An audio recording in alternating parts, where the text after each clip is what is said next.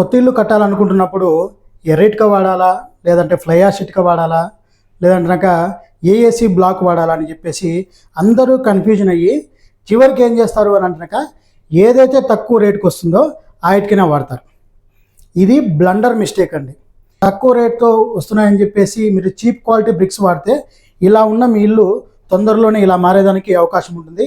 Sir మరి మా ఇంటికి ఎలాంటి ఇటుకలు వాడాలి అని అంటున్నాక సో వీడియోకి లైక్ కొట్టండి. ఇంకా సబ్స్క్రైబ్ చేయకుంటే సబ్స్క్రైబ్ చేయండి. ఫ్రెండ్స్ అండ్ ఫ్యామిలీకి షేర్ చేయండి.